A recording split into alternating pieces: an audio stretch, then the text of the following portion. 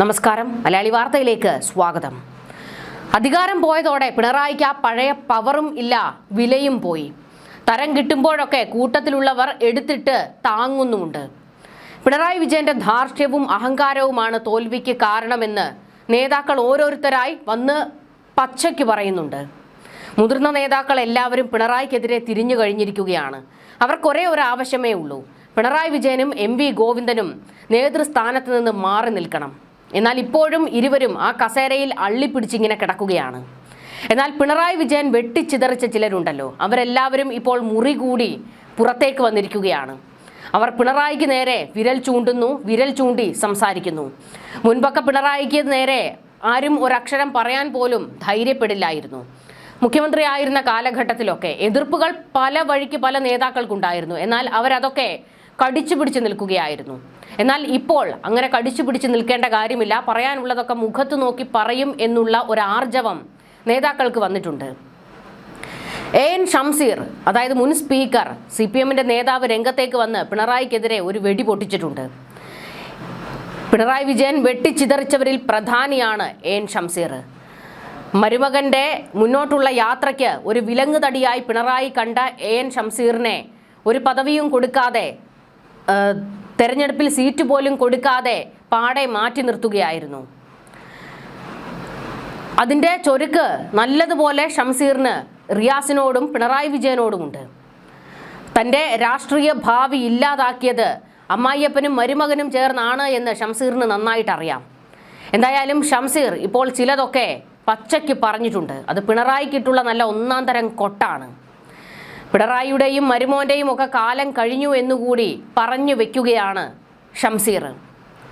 കഴിഞ്ഞ നിയമസഭാ തെരഞ്ഞെടുപ്പിൽ CPMനുണ്ടായ കനത്ത തിരിച്ചടിക്ക് കാരണം സ്ഥാനാർത്ഥി നിർണയത്തിലെ പാളിച്ചകളും രാഷ്ട്രീയ പ്രതിരോധത്തിലെ വീഴ്ചകളുമാണെന്ന് പരസ്യമായി സമ്മതിച്ചിരിക്കുകയാണ് AN ഷംസീർ. മലപ്പുറം കാളികാവിൽ സംഘടിപ്പിച്ച കുഞ്ഞാലി രക്തസാക്ഷി ദിനാചരണത്തിൽ സംസാരിക്കവെയാണ് പാർട്ടി നേതൃത്വത്തിന്റെ ഭാഗത്തു നിന്നുണ്ടായ ഗുരുതരമായ പോരായ്മകൾ അദ്ദേഹം തുറന്നടിച്ചത്. കണ്ണൂരിലെ പാർട്ടി കോട്ടകളായ പയ്യന്നൂരിലും തളിപ്പറമ്പിലും സ്ഥാനാർത്ഥി നിർണയം പൂർണ്ണമായും പാളിയെന്ന് ഷംസീർ ചൂണ്ടിക്കാണിച്ചു. അത് പിണറായി വിജയനും MV ഗോവിന്ദനും നല്ല ഒന്നാം തരം കൊട്ടുകൊടുത്തുകൊണ്ടാണ് ഷംസീർ പറഞ്ഞത്. കാരണം സ്ഥാനാർത്ഥി നിർണയമൊക്കെ പിണറായി വിജയന്റെയും MV ഗോവിന്ദന്റെയും താല്പര്യമനുസരിച്ചാണ് നടത്തിയത്. അവർക്ക് വേണ്ടവരെ തിരികെ കയറ്റുകയും വേണ്ടാത്തവരെ വെട്ടിച്ചിതറിച്ച് വലിച്ചു പുറത്തെറിയുകയുമാണ് ചെയ്തത്. സീറ്റ് കൊടുത്തില്ലെങ്കിൽ ജനങ്ങൾ ഇളകും, അല്ലെങ്കിൽ പാർട്ടിക്കാർ ഇളകും എന്ന് മനസ്സിലായ ഘട്ടത്തിൽ, എന്നാൽ അവർ ജയിക്കരുത് എന്നുള്ളത് കൊണ്ട് തന്നെ അവരെ പുഷ്പം പോലെ ജയിക്കുമായിരുന്ന മണ്ഡലങ്ങളിൽ നിന്ന് മാറ്റി UDFന്റെ കോട്ടകളിൽ കൊണ്ട് മത്സരിപ്പിച്ചതും ഒക്കെ ഒരു കാരണം തന്നെയാണ്. അതെല്ലാം കൂടിയാണ് ഷംസീർ ഇപ്പോൾ പുറത്തേക്ക് പറയുന്നത്. SNDP യോഗം ജനറൽ സെക്രട്ടറി വെള്ളാപ്പള്ളി നടേശൻ മലപ്പുറം ജില്ലയെ ശക്തമായി അധിക്ഷേപിച്ചപ്പോൾ പാർട്ടി അതിനെ പ്രതിരോധിച്ചിരുന്നു. എന്നാൽ ആ പ്രതിരോധ പ്രസ്താവനയ്ക്ക് വേണ്ടത്ര ഊക്കുണ്ടായിരുന്നില്ല എന്നും അത് ജനങ്ങളിലേക്ക് എത്തിക്കുന്നതിൽ വീഴ്ച പറ്റിയെന്നും ഷംസീർ സ്വയം വിമർശനം നടത്തി. അതും പിണറായിക്കിട്ടുള്ള താങ്ങാണ്. കാരണം വെള്ളാപ്പള്ളി നടേശനെ പൊക്കി തലയിൽ വെച്ചുകൊണ്ട് നടന്നത് പിണറായി വിജയനാണ്. പിണറായി വിജയൻ വെള്ളാപ്പള്ളി നടേശനെ പൊക്കിയടിക്കുന്നു, വെള്ളാപ്പള്ളി നടേശൻ പിണറായി വിജയനെ തള്ളിമറിക്കുന്നു. ഇതായിരുന്നു കഴിഞ്ഞ സർക്കാരിൻ്റെ കാലത്ത് നമ്മൾ കണ്ടുകൊണ്ടിരുന്നത്. സ്റ്റേറ്റ് കാറിലൊക്കെ ആയിരുന്നല്ലോ അങ്ങ് പമ്പയിൽ കൊണ്ടുപോയി ഈ പറയുന്ന വെള്ളാപ്പള്ളി നടേശനെ ഇറക്കിയത്. അതായത് വെള്ളാപ്പള്ളി നടേശൻ ഞങ്ങളുടെ ആളാണ് എന്ന് കാണിക്കുകയായിരുന്നു പിണറായി ചെയ്തത്. പക്ഷേ കാണിച്ചിട്ട് എന്താണ് സംഭവിച്ചത്? 8 നിലയിൽ പൊട്ടി. കിട്ടുമായിരുന്ന വോട്ടുകൾ കൂടി കൈവിട്ടുപോയി. മുസ്ലിം സംഘടനകളും ജനങ്ങളും സർക്കാരിനെതിരെ തിരിഞ്ഞു. അതാണ് 8ന്റെ പണി പിണറായിക്ക് കൊടുത്തത്.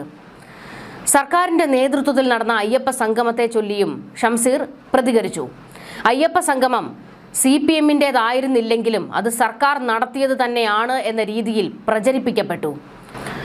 എന്തു തന്നെയായാലും അയ്യപ്പ സംഗമ വേദിയിൽ ഉത്തർപ്രദേശ് മുഖ്യമന്ത്രി യോഗി ആദിത്യനാഥിന്റെ സന്ദേശം വായിക്കാൻ പാടില്ലായിരുന്നുവെന്നും അത് ഒഴിവാക്കേണ്ടിയിരുന്ന ഗൗരവമായ തെറ്റാണെന്ന് പാർട്ടി വിലയിരുത്തിയിട്ടുണ്ട് എന്നും ഷംസീർ പറഞ്ഞു.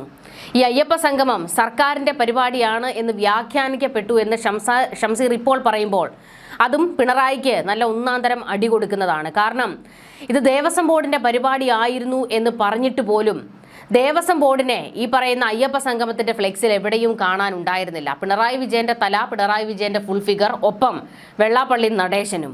ഇതായിരുന്നു ആ ഫ്ലെക്സിൽ കണ്ടത് മുഴുവൻ. ആ ഫ്ലെക്സിൽ മുഴുവൻ നിറഞ്ഞു നിന്നത് പിണറായി വിജയനാണ്.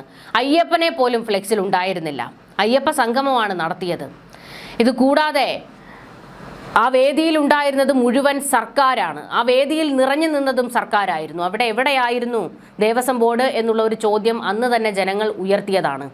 പിണറായി വിജയൻ ശബരിമലയിൽ പോയി, അതായത് പമ്പയിൽ പോയി അയ്യപ്പ സംഗമം നടത്തി. അവിടെ അയ്യപ്പനേക്കാൾ വലിയ ആളാകാൻ നോക്കിയതാണ്. എന്നിട്ട് എന്തായി? കിട്ടിയ അടിക്ക് കയ്യും കണക്കുമില്ല. ഒടുക്കം ഇപ്പോൾ ശബരിമലയിൽ തലതല്ലി, 18ാം പടിയിൽ തലതല്ലി വീഴുകയല്ലേ ചെയ്തത്. ഏതായാലും ഷംസീർ ഇതൊക്കെയാണ് ഇപ്പോൾ തുറന്നു പറഞ്ഞിരിക്കുന്നത്. ഇത്തരത്തിൽ തുറന്ന സ്വയം വിമർശനം നടത്താൻ കുഞ്ഞാലിയുടെ പാർട്ടിക്ക് മാത്രമാണ് സാധിക്കുക എന്നും ഷംസീർ പറഞ്ഞു. ജനാധിപത്യത്തിൽ ജനങ്ങളാണ് യജമാനന്മാർ. രാഷ്ട്രീയത്തിൽ സഖാക്കളെ നിങ്ങൾക്ക് തെറ്റുപറ്റിയെന്ന് ജനങ്ങൾ ചൂണ്ടിക്കാണിച്ചപ്പോൾ ആ തെറ്റുകൾ ഉൾക്കൊണ്ട് തിരുത്താൻ പാർട്ടി തയ്യാറാണ്. പോരായ്മകൾ പരിഹരിച്ച് വർദ്ധിത വീര്യത്തോടെ ഞങ്ങൾ തിരിച്ചു വരും എന്നും ഷംസീർ ഉറപ്പു നൽകി. ഇവിടെയും പിണറായിക്കിട്ട് നല്ല ഒന്നാം തരം കൊട്ടുകൊടുത്തു AN ഷംസീർ. ജനാധിപത്യത്തിൽ ജനങ്ങളാണ് യജമാനന്മാർ. അതാണ് ഷംസീർ പറഞ്ഞ പിണറായിക്ക് നല്ല ഒന്നാം തരം പിരിവെട്ടിക്കുന്ന മറുപടി കൊടുത്തത്. രാജാവാണ് എന്നുള്ള അഹങ്കാരമായിരുന്നല്ലോ പിണറായിക്ക്. 10 വർഷക്കാലം അധികാരത്തിൽ ഇരുന്നത് കൊണ്ട് ഞാൻ തന്നെ രായാവ് എന്ന കളിയായിരുന്നു പിണറായിക്ക്. ധാർഷ്ട്യവും അഹങ്കാരവും കൊണ്ട് കൈ കഴുകി. ഒടുക്കം അതേ ധാർഷ്ട്യം തന്നെയാണ് പിണറായിയുടെ കുഴി തോണ്ടിയതും. ഇതെല്ലാം കൂടിയാണ് ഷംസീർ ഇപ്പോൾ ഓർമ്മിപ്പിക്കുന്നത്. UDF ഇപ്പോൾ മധുവിധു കാലമാണെന്ന് പറഞ്ഞ ഷംസീർ അവർക്കെതിരെ രൂക്ഷമായ പരിഹാസവും ഉന്നയിച്ചു. UDFൽ 3 പേർ മുഖ്യമന്ത്രിക്കായി മത്സരിച്ചത് അവസാനം രമേശ് ചെന്നിത്തലയെ തൂഫാനാക്കി വിട്ടു. അദ്ദേഹം അതും കൊണ്ട് പോയി, ഷംസീർ പറഞ്ഞു. അതേസമയം തെറ്റുകൾ ചൂണ്ടിക്കാണിച്ചവരെ സൈബർ ലോകത്ത് വേട്ടയാടിയതും മാധ്യമങ്ങളെ അധിക്ഷേപിച്ചതും പാർട്ടി മറന്നോ എന്ന് ചോദിച്ച് ഷംസീറിന്റെ പ്രസംഗ വീഡിയോയ്ക്ക് താഴെ സോഷ്യൽ മീഡിയയിൽ വലിയ വിമർശനങ്ങളും ഉയരുന്നുണ്ട്. ഇതിനിടെ സാധാരണക്കാരുടെ പ്രശ്നങ്ങൾ കേൾക്കുന്നതിൽ CPM മന്ത്രിമാർക്ക് ഗുരുതരമായ വീഴ്ച പറ്റിയെന്നും ചില മന്ത്രിമാരെ നേരിൽ കാണാൻ പോലും സാധിക്കാത്ത അവസ്ഥയായിരുന്നുവെന്നും CPM കേന്ദ്ര കമ്മിറ്റിയുടെ തെരഞ്ഞെടുപ്പ് അവലോകന റിപ്പോർട്ടിലും രൂക്ഷ വിമർശനം ഉയർന്നിരുന്നു. ഉദ്യോഗസ്ഥരെ അമിതമായി ആശ്രയിച്ചതും ജനകീയ സമരങ്ങളിൽ നിന്ന് വിട്ടുനിന്നതും പാർട്ടിക്ക് തിരിച്ചടിയുണ്ടാക്കി. മന്ത്രിമാർ ഭരണപരമായ കാര്യങ്ങൾക്കായി പൂർണ്ണമായും ഉദ്യോഗസ്ഥരെ ആശ്രയിച്ചതോടെ ഭരണം മുഴുവൻ സർക്കാർ സംവിധാനങ്ങളിലൂടെയാണെന്ന ധാരണ കേഡർമാരിലുണ്ടായി. ഇതോടെ ജനങ്ങളുടെ പരാതികൾ പരിഹരിക്കുന്നതിൽ പാർട്ടിയുടെ സജീവ ഇടപെടൽ കുറയുകയും അടിസ്ഥാന വർഗത്തിനിടയിലെ വിശ്വാസ്യത നഷ്ടപ്പെടുകയും ചെയ്തു. 10 വർഷത്തെ ഭരണത്തിനിടയിൽ ജനകീയ സമരങ്ങൾ സംഘടിപ്പിക്കുന്നത് പാർട്ടിയും പോഷക സംഘടനകളും ഒഴിവാക്കിയത് ജനങ്ങളുമായുള്ള ആത്മബന്ധമില്ലാതാക്കി. സ്ഥാനാർത്ഥി നിർണയത്തിലെ സ്വജനപക്ഷപാത ആരോപണങ്ങളെ പ്രതിരോധിക്കാൻ കഴിഞ്ഞില്ലെന്നും കേന്ദ്ര റിപ്പോർട്ടിൽ വ്യക്തമാക്കുന്നുണ്ട്. ജമാഅത്തെ ഇസ്ലാമിയും വെൽഫെയർ പാർട്ടിയും ന്യൂനപക്ഷ വോട്ടർമാരെ LDFനെതിരെ സംഘടിപ്പിക്കാൻ ശ്രമിച്ചുവെന്നും എന്നാൽ സ്ഥാനാർത്ഥി പട്ടികയിൽ ആവശ്യത്തിന് ന്യൂനപക്ഷ പ്രതിനിധികളെ ഉൾപ്പെടുത്താൻ കഴിയാത്തത് സംസ്ഥാന നേതൃത്വത്തിന്റെ വീഴ്ചയാണെന്നും കേന്ദ്ര കമ്മിറ്റി വിലയിരുത്തി. നേതാക്കളുടെ അനാവശ്യമായി വലിച്ചു നീട്ടിയ പ്രസംഗങ്ങളും രാഷ്ട്രീയ മൂർച്ചയില്ലാത്ത വിനിമയ ശൈലിയും ജനങ്ങളിൽ മടുപ്പുണ്ടാക്കി. പൊതുവേദികളിലും മാധ്യമങ്ങൾക്ക് മുന്നിലും സംസാരിക്കുമ്പോൾ ചില നേതാക്കൾ കാട്ടിയ ജാഗ്രത കുറവ് പാർട്ടിക്കും ഭരണത്തിനും വലിയ വിനയായി മാറിയെന്നും CPM കേന്ദ്ര കമ്മിറ്റി റിപ്പോർട്ടിൽ വ്യക്തമായി പറയുന്നുണ്ട്. നേതൃമാറ്റമാണ് ആവശ്യമെന്ന് ഇപ്പോഴും മുറവിളി ഉയരുമ്പോഴും അതൊന്നും കേട്ട ഭാവം പോലും എന്തായാലും പിണറായിയും MV ഗോവിന്ദനും നടിക്കുന്നില്ല. ഞങ്ങൾ തന്നെ രായാക്കന്മാർ എന്നാണ് ഇപ്പോഴും അവരുടെ ധാർഷ്ട്യം. News desk Malayali.